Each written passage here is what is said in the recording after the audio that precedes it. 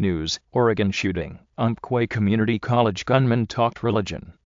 At least 10 people were killed and 7 others were injured when a gunman, who demanded to know his victims' religions, opened fire Thursday on a campus in southwest Oregon, witnesses and authorities said. The gunman was killed in a firefight with Douglas County Sheriff's deputies at Umpqua Community College, Sheriff John Hanlon said.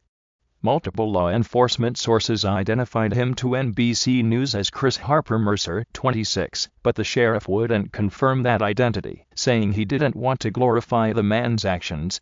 "You will never hear us mention his name," Hanlon said Thursday night, "because he in no way deserves it." Police would not say whether they had determined a motive. A Southern California man who said his name was Ian Mercer and claimed to be the suspect's father told NBC Los Angeles that he had spoken with police and the FBI. "Obviously it's been a devastating day for me and my family," Mercer said. "Shocked is all I can say." State Attorney General Alan Rosenblum and other officials earlier had said 13 people were dead after the events near Roseburg, where the shootings were called in at 10:38 a.m., 1:38 p.m. Eastern Time. But investigators in Roseburg said they couldn't confirm that number, and law enforcement officials told NBC News it was likely that some victims were counted multiple times amid the confusion of the scene. "At this time, we are reporting and can confirm 10 fatalities in the shooting," Hanlon said. "This number is the best, most accurate information that we have at this time." "No officers were injured," said Hanlon, who said, "It's been a terrible day." Investigators wouldn't say whether Mercer was included in the 10, and they said none of the victims would be identified for at least 24 hours. Law enforcement sources said that Mercer's connection to the college, where he wasn't a student, remained unclear. High school student Autumn Vicari told NBC News her 19-year-old brother JJ was in a room filled with students at the college when the gunman entered. According to her brother's account, Vicari said at one point the shooter told people to stand up before asking whether they were Christian or not. Vicari's brother told her that anyone who responded yes was shot in the head. If they said other or didn't answer, they were shot elsewhere in the body, usually the leg.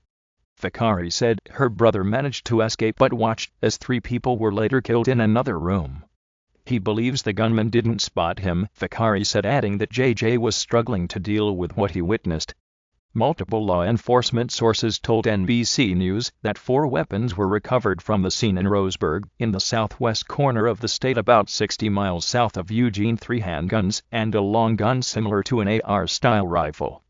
Investigators also found several magazines for 5.56 mm ammunition and a ballistics vest, one of the sources said. "This has been a long, sad, tragic day at UCC," Rita Cavan, the college's interim president, said Thursday night.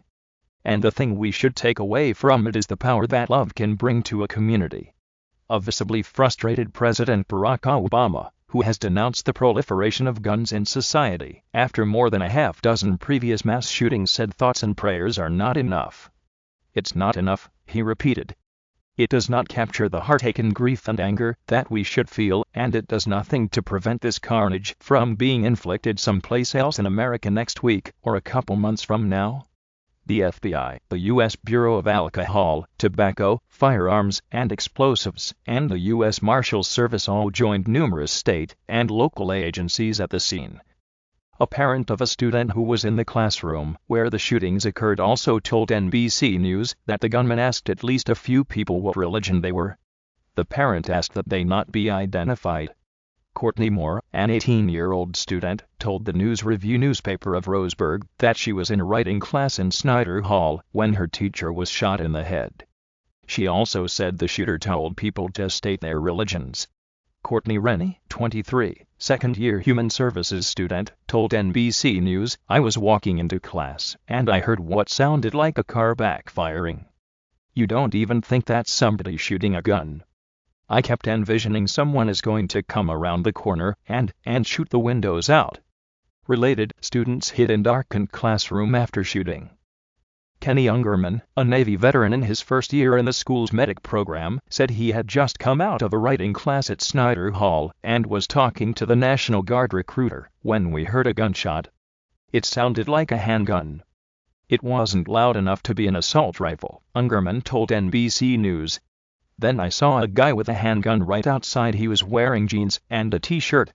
He was going toward the building, and he just disappeared into the building. Gunman said he heard people running and screaming, "He has a gun. And he's shooting." "I only saw him for a split second," Gunman said.